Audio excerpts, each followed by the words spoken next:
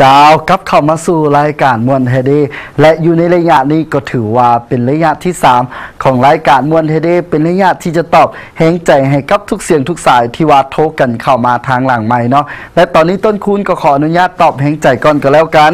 จากสายนี้เพิ่นขอผลงานเพลงชีวิตนักซ่อมแปลงเนี่ยเด้อจากบ่าวแก้วเพิ่นว่ามอบให้หมดทุกคนที่ว่าติดตามชมอยู่ตอนนี้เนาะ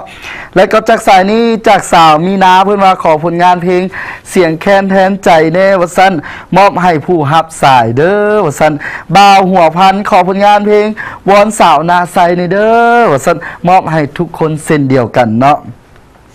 กะทินลืมทินแน่จากคนซื่อนุดเด้อว่าซั่นมอบให้ทุกคนเมียตำรวจแน่จากสาวแววว่าซั่นมอบให้อ้ายคำเด้อว่าซั่นชีวิตทหารแน่จากบ่าวก่อนมอบให้ทุกคนเส้นเดียวกันโอ้มื้อนี้คือว่า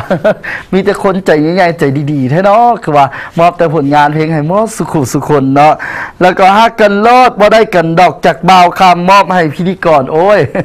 คือมาแซงกันแต่เว้นแท้เนาะฮักกันโลดบ่ได้กันดอกนะ อันนี้ก็เว้าหยอกเว้าหัวซื่อๆเด้อบ่าวคำเอ้ย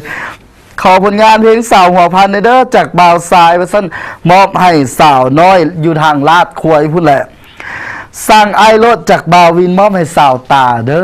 อว่าซั่นก็ขอขอบใจทุกเสียงทุกสายที่โทรกันเข้ามาทางรายการมวลเทเด้นี่แหละถ้าเสียงใดหรือว่าสายใดหรือว่า SMS ใดหรือว่า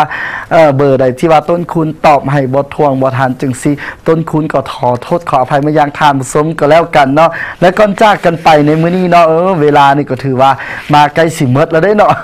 สิได้อำลาพัดจากกันอีหลีแล้วได้เนาะจากกันไปในมื้อนี้เนาะต้นคุณก็ขอขอบใจครับแฟนมิตรแฟนรายการที่ว่าให้เกียรติติดตามชมมาตั้งแต่ต้นชั่วโมงจนจบชั่วโมงแบบนี้ถ้าต้นคุณเว้าผิดพลาดประการใดก็ขอโทษขออภัยมายังทางผู้ชมก็แล้วกันและรายการของพวกเฮานี่จะเกิดบ่ได้ถ้าขาดผู้สนับสนุนใจดีบ่ว่าจะเป็นห้านป้อมแฟชั่นช็อปเนาะซึ่งตั้งอยู่ทางโพนทันเนาะถนนโพนทันอยู่บ้านฮองเจนั่นเองผู้ใดกายไปกายมาอย่าลืมแวะกันไปเลือกซื้อเลือกชมได้เพราะว่าเพิ่นมีสินค้าบ่ว่าจะเป็นเสื้อผ้าบ่จังซี่เนาะเข้าไปเลือกซื้อเลือกชมได้แล้วก็มี360องศาทีวีช้อปปิ้งเนาะ360องศาทีวีช้อปปิ้งของแท้ต้องแมนยูที360องศาและก็สนับสนุนใจดีสนับสนุนรักนั่นก็คือธนาคารพัฒนาลาวซื่อสัตย์มั่นคงโปร่งใสทันสมัยหับใส่ประชาชนอันเองเนาะต้นคุณก็ขอขอบใจน้ำทุก